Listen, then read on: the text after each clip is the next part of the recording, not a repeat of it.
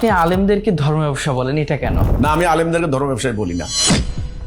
আপনার বক্তব্যে আমরা না না, আমি মোটেও বলি না। আপনার দলের হিজবুত তৌহিদের নারীদেরকে দিয়ে নাকি আসলে মসজিদে ইমামতি করা হয়। এত বড় মিথ্যা, জাহেল, জালিয়াত চক্র।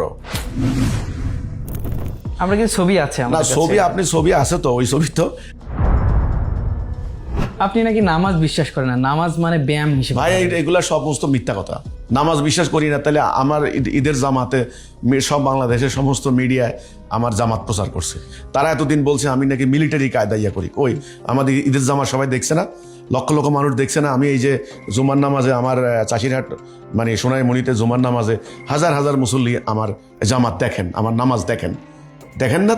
তারা তো শব্দে আমার দল করে এমন তো না। আমি তো দেখি অনেক আলেম ওলামারাও আছেন, কাউমি আলেম আছেন, আলিয়ার আলেম আছেন, এমনকি জামাত শিবিরের লোক আছেন, হেফাজতের, তারপর অন্যান্য অনেক দলের, আওয়ামী লীগের, বিএনপির, সব দলের লোকে আমার মুসল্লি হিসেবে যায় ওখানে। আমার এলাকার লোকদেরকে আমি চিনি, তারা যাচ্ছে তো। কই আপনারা যে বললেন যে প্রথম বললেন কি নামাজে পড়ে না, এই মিথ্যা কথাগুলি কেমনে মানুষ বিশ্বাস করে? মিলিটারি ট্রেনিং কেরা বলছে? আমরা বলেছি যে ইসলামের একটা উদ্দেশ্য আছে। উদ্দেশ্য না বুঝলে আপনি নামাজের উদ্দেশ্য বুঝবেন না।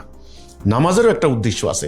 নামাজের উদ্দেশ্য হচ্ছে নামাজ উম্মাকে, মোমেনদেরকে ডিসিপ্লিন শেখায়, আনুগত্য শেখায়, ঠিক আছে? তাদেরকে নেতারা আনুগত্য শেখায়, ঐক্যবদ্ধতা শেখায়। এই জন্যে নামাজটা হইতে হবে খুব ডিসিপ্লিন, সুশৃঙ্খল। আঁকা বাঁকাচুরা নামাজ হবে না।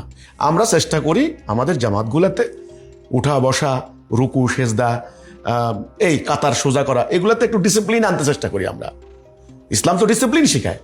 আপনি দেখান তো নামাজের মধ্যে ঠিক হাদিসের বাহিরে আমরা কোন আমলটা করেছি। আপনি একটা তো পার্টিকুলার পয়েন্ট বলবেন, ঠিক এক্স্যাক্টলি যে এই কথাটা আপনারা হাদিস মানেন না, তাইলে না আপনি বলতে পারেন। সস্তা কথা বললে তো হবে না। আপনার দলের হিজবুত তৌহিদের নারীদেরকে দিয়ে নাকি আসলে মসজিদে ইমামতি করা হয়, এই প্রসঙ্গে কি বলবেন? এত বড় মিথ্যা, জাহেল, জালিয়াত চক্র। আমরা কিন্তু ছবি আছে না, আমাদের কাছে। ছবি আপনি ছবি আছে তো, ওই ছবি তো কালবেলা তো এটা কিন্তু ওরা অনুসন্ধান করেছে, আমরাও বের করেছি। দক্ষিণ ভারতের কেরালা রাজ্যের একটা ঘটনা, দ্য গার্ডিয়ান পত্রিকায় আজ থেকে কয়েক বছর আগে এটা আসছে। একটা মহিলা কোন একটা ফেরকা, বা বিশ্বে তো ফেরকার কোনো অভাব নাই, কোন একটা ফেরকার মসজিদের ইমামতি করতেছিল মহিলা, তার পিছনে কতগুলো পুরুষ। এই জাহেলগুলা করলো কি, পিছনের একটা পুরুষের মাথা কেটে নিয়ে এডিট করে আমার মাথা বসায় দিছে। এইবার ফেসবুকে তাদের অন্ধ অনুসারী এরা ভাইরাল করে দিয়েছে যে এই দেখো হিজবুত তৌহিদের ইমাম মহিলাদের পিছনে নামাজ পড়ে। এত বড় মিথ্যা কথা বলতে পারলাম তোমরা? সারা বাংলাদেশে আমাদের জামাতগুলি হচ্ছে ঈদের জামাত, জুমান জামাত, অন্য 5 ওয়াক্ত পাঞ্জেগানা নামাজের জামাত, আর অনেক শাখা শাখা হচ্ছে। কোথাও কি আপনি প্রমাণ আছে যে মেয়েরা আমাদের ইমামতি করে? মিথ্যা কথাগুলি বলার মানে কি? কত মিথ্যা বলবেন? আপনি আলেমদেরকে ধর্ম ব্যবসা বলেন, এটা কেন? না, আমি আলেমদেরকে ধর্ম ব্যবসায়ী বলি না। আপনার বক্তব্যে আমরা না, আমি মোটেও বলি নাই। আমি বলেছি যারা ধর্মের বিনিময় নেয়। কোরআনে বহু সূরা আছে, সূরা বাকারাতেও আছে, নবীরা বলেছেন যে আমরা এর কোনো বিনিময় নেই না। এর বিনিময় নেই না মানে কিসের বিনিময়? সূরা বাকারা 174 নম্বর, আমি তো আয়াত দেখাই দিছি, বই লিখছি মানে এটার উপরে। আল্লাহ বলছেন যারা আমার আয়াত গোপন করে এবং বিনিময় তুচ্ছ মূল্য গ্রহণ করে, এখানে গোপন করতে পারবেন না। আপনি গোপন করলে তো মুশকিল। আপনি রোজার ওয়াজ করবেন, কেতালের ওয়াজ করবেন না, তো কেতালের ব্যাপারটা আপনি গোপন করলেন না। আপনি বললেন শুয়োর খাওয়া হারাম, কিন্তু ধর্মের নামে বিনিময় নেওয়াও হারাম। তাহলে কিছু বললেন না, এই যে গোপন করলেন কেন? এ গোপন করা যাবে না এবং এর বিনিময়ে নেওয়া যাবে না।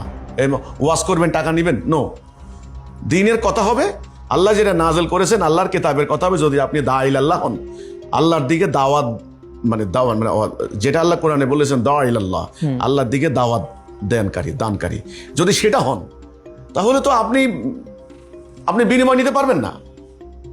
তা আপনি বললেন যে আপনি সব আলেমদেরকে ধর্ম ব্যবসায়ী বলেছেন। না, আমি সব আলেমদেরকে ধর্ম ব্যবসায়ী বলি নাই।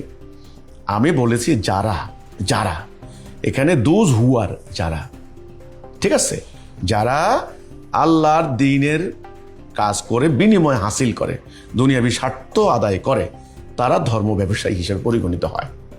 আমি সব আলেমদেরকে বলি নাই, এটা মিথ্যা কথা। এরা জেনারেলাইজ করছে অন্য আলেমদেরকে ক্ষিপ্ত করার জন্য, এই তোমাদেরকে ধর্ম ব্যবসায়ী বলছে।